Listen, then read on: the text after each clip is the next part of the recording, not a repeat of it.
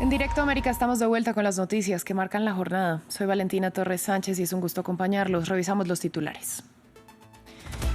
En Honduras, el candidato presidencial Salvador Nasrallah pidió que dejen de robarle votos. Esto luego de que el Consejo Nacional Electoral anunciara que ampliará el plazo para reclamaciones. Nasri Asfura sigue liderando la contienda cuando el escrutinio supera el 88%. Tenemos reporte. Reina la confusión en Benín luego de que un grupo de soldados anunciara en televisión nacional que habían tomado el poder del país. Sin embargo, posteriormente el ministro del Interior aseguró que pese al intento de golpe, las fuerzas leales al presidente Patrice Talon contenían la situación. Notre Dame cumple un año desde su reapertura y en ese periodo se convirtió en el monumento más visitado de Francia por encima de la Torre Eiffel y el Museo del Louvre. 11 millones de personas asistieron a este templo en estos 365 días.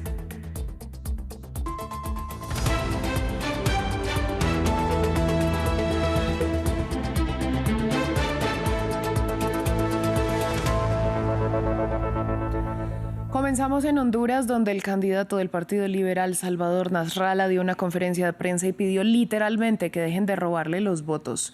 Esto luego de que el Consejo Nacional Electoral anunciara una ampliación del plazo para entregar resultados y para reclamaciones, cuando ya se han escrutado el 88% de las actas. Nasri Asfura, respaldado por Donald Trump y del partido del indultado expresidente Juan Orlando Hernández, lidera el conteo por menos de 20,000 sufragios.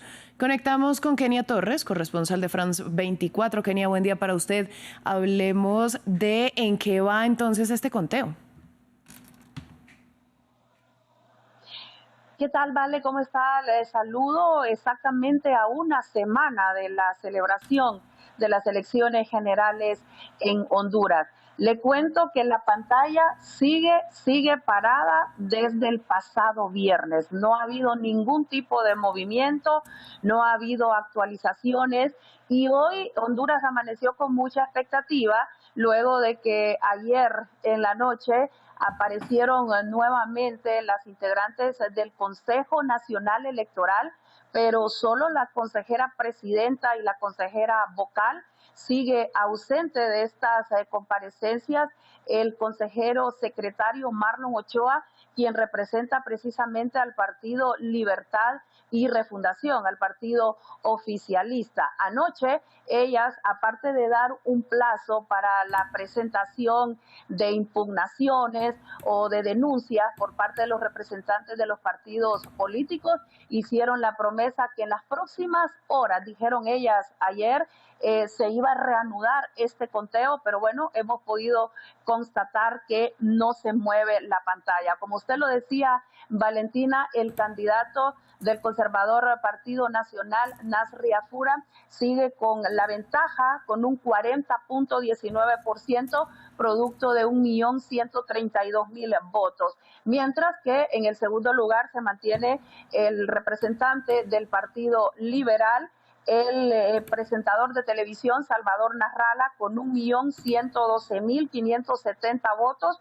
lo que representa el 39.49%, y más alejada la representante del Partido Libertad y Refundación, Rixi Moncada, con 543.675 votos, lo que representa el 19.30%. Como puede ver, Valentina, se mantiene todavía la ventaja de Nasri Asfura, que es precisamente el candidato que apoya al presidente de los Estados Unidos, Donald Trump, con apenas 20,000 votos después de que se ha escrutado el 88% de las actas electorales. Así que Honduras sigue en espera y a ver si en las próximas horas esta pantalla se mueve y se actualizan los datos.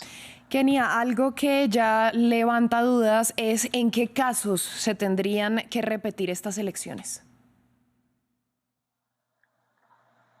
La repetición del proceso electoral sí es algo que está contemplado dentro de la legislación hondureña. Sin embargo, hemos consultado a algunos analistas, nos han confirmado que desde que el país regresó al orden democrático en la época de los 80, nunca se ha tenido que llegar hasta esta alternativa de la repetición de unas elecciones.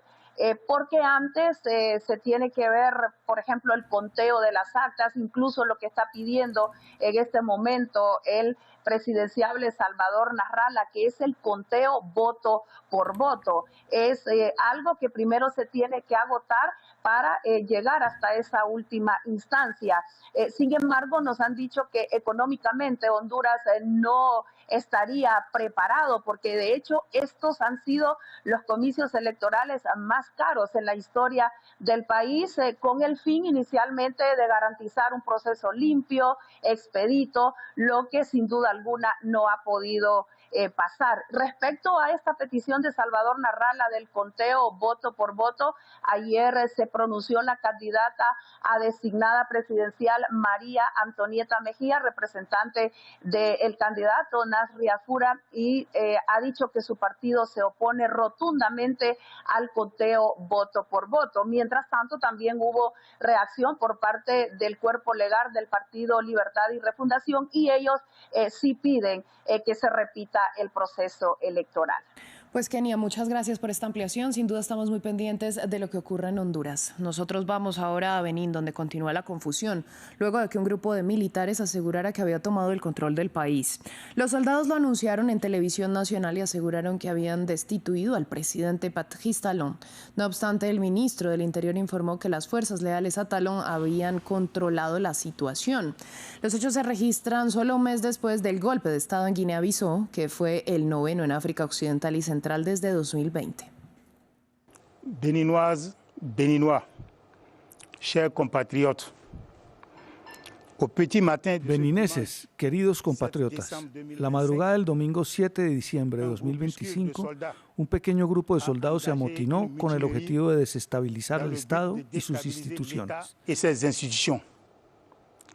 Face a cette situation, ante esta situación, las Fuerzas Armadas beninesas y su jerarquía, fieles a su juramento, se mantuvieron republicanas. Su respuesta les permitió mantener el control de la situación y frustrar el intento. Por lo tanto, el gobierno insta a la población a reanudar sus actividades con normalidad. La población a vaquer normalement a leurs occupations. Je vous remercie. Vamos ahora a Medio Oriente. El primer ministro israelí Benjamin Netanyahu dijo que espera que muy pronto se implemente la segunda fase del acuerdo de alto el fuego en Gaza. Asimismo, resaltó que en una tercera etapa debería producirse lo que llamó la desradicalización del enclave palestino. El pronunciamiento se produjo en una rueda de prensa conjunta con el canciller alemán Friedrich Merz, de visita en Jerusalén, quien a su vez indicó que no puede haber una anexión de Cisjordania y abogó por la solución de dos estados. Como saben, hemos completado la primera parte. La fase 1 está casi terminada. Nos queda un rehén más por recuperar, el fallecido Ran Gilad, un héroe de Israel. Y luego muy pronto esperamos pasar a la segunda fase, que es más difícil o igual de difícil. Este lunes se cumple un año de la caída de Bashar al-Assad en Siria, un derrocamiento liderado por el actual presidente de facto del país y ex líder de Al-Qaeda, Ahmed al-Sharaa, que pasó de ser uno de los hombres más buscados por la CIA a ser recibido en la Casa Blanca por Donald Trump.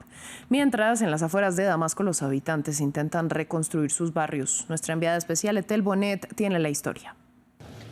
Un año después de la caída de al-Assad, Hajar al-Aswad sigue lejos de recuperar su gente. Antes del inicio de la guerra civil siria en 2011, vivían aquí más de 100.000 personas. Hoy apenas han vuelto unos pocos cientos. Las tiendas que reabren conviven con calles vacías, edificios dañados y servicios que aún no cubren lo básico. Hemos regresado porque esta es nuestra zona de origen, donde crecimos y queremos contribuir a su reconstrucción. La situación es difícil, pero recibí apoyo de una asociación civil para abrir este comercio y empecé desde cero. Nuestras casas también están aquí, en el mismo barrio. Los habitantes de esta zona regresan de manera constante. Por eso inauguré mi centro y mi almacén para reconstruir mi vida en el lugar donde me crié y acompañar el retorno de la comunidad. En el interior del barrio la destrucción es mucho mayor. Muchas viviendas siguen inhabitables y la reconstrucción avanza despacio, casi a cargo de los propios vecinos. Las nuevas autoridades aparecen poco por esta zona y sin apoyo ni recursos suficientes, la mayoría de las familias que vivían aquí aún no pueden regresar. Crecí aquí y estas obras de restauración las hago con recursos propios, sin la ayuda de organizaciones ni entidades externas. Mi situación es aceptable, pero sé que hay personas cuya situación es mucho más difícil.